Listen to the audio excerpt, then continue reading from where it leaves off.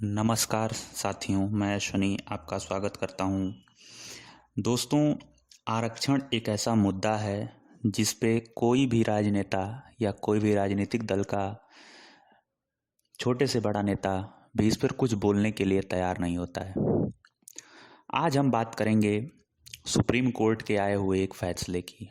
22 अप्रैल को supreme court ने एक अहम फैसला दिया और इस फैसले के साथ ही बहुत सारी टिप्पणियां की, जैसे कि आरक्षण का लाभ पा रहे समूहों में जो आगे आ चुके हैं उनके चलते अंतिम छोर तक आरक्षण का लाभ नहीं पहुंच रहा है। कोर्ट ने ये भी कहा कि चुनी हुई सरकारों में आरक्षण नीति पर हाथ लगाने की इच्छा शक्ति का अभाव है। आखिर देश की सर्वोच्च अदालत ने ऐसी टिप्पणियां क्यों की, जानेंगे इसे विस्तार से। दोस्तों, पहले मामला समझिए। जनवरी 2000 में आंध्र प्रदेश के गवर्नर के नाम से एक आदेश निकाला गया। इसके तहत ये कहा गया कि प्रदेश के अनुसूचित इलाकों में अध्यापकों के पदों पर अनुसूचित जनजाति यानी एसटी के उम्मीदवारों को 100% आरक्षण दे दिया गया।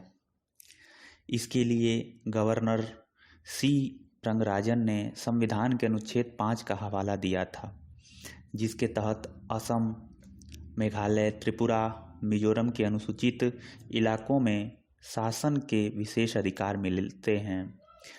ये वही सी रंगराजन हैं जो आरबीआई के गवर्नर भी रह चुके हैं। उनके इस आदेश को अदालत में चुनौती दी गई। पहले आंध्र प्रदेश की सरकार इस चुनौतियों से अकेले लड़ती थी, लेकिन 2014 में तेलंगाना राज्य बना और फिर तेलंगाना राज्य सरकार के वकील भी इस आदेश के पक्ष में लड़ने लगे। 22 अप्रैल को इस मामले में सुप्रीम कोर्ट की 5 जजों की संवैधानिक पीठ ने फैसला दिया और कोर्ट ने गवर्नर का फैसला पलटते वक्त ये कहा कि 100% आरक्षण न सिर्फ ओपन कैटेगरी के उम्मीदवारों से भेदभाव करता है, बल्कि बाकी अनुसूचित जातियां एवं अन्य पिछड़ा वर्ग का हक भी ये मारता है।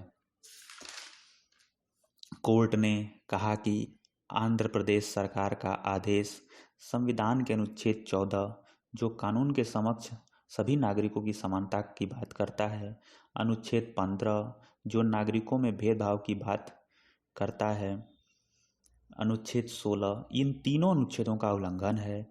कोर्ट ने ये भी कहा कि राज्य सरकार 100% आरक्षण का कोई आधार पेश नहीं कर पाई। कोर्ट ने ये भी कहा कि संविधान आर्टिकल 5 गवर्नर को ये आदेश देता है कि वो ऐसा आदेश जारी करें जिससे केंद्र या राज्य का कोई कानून किसी इलाके में लागू ना हो, लेकिन इसके तहत किसी नियम को बदला नहीं जा सकता। उस समय आंध्र प्रदेश में तेलुगु देशम पार्टी की सरकार थी और मुख्यमंत्री एनटी रामाराव थे।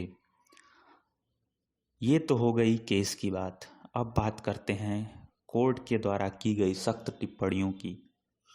कोर्ट ने कहा, कोई भी सरकार राजनीतिक इच्छा शक्ति की कमी के चलते आरक्षण पर कुछ भी करने से बचती है, लेकिन ये राज्यों का दायित्व है कि वो समय समय पर आरक्षण सूचियों को रिव्यू करते रहें। कोर्ट ने कहा कि वक्त के साथ आरक्षित वर्गों में भी सामाजिक और आर्थिक रूप से समृद्ध गुट बन गए हैं, जो 70 सालों में समृद्ध हो चुके हैं। इनके चलते आरक्षण का सही लाभ अंतिम छोर तक नहीं पहुंच पाता है।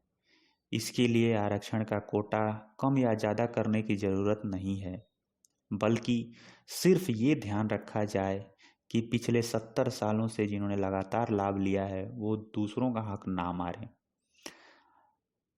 भारत में आरक्षण एक भावात्मक और राजनीतिक मुद्दा है।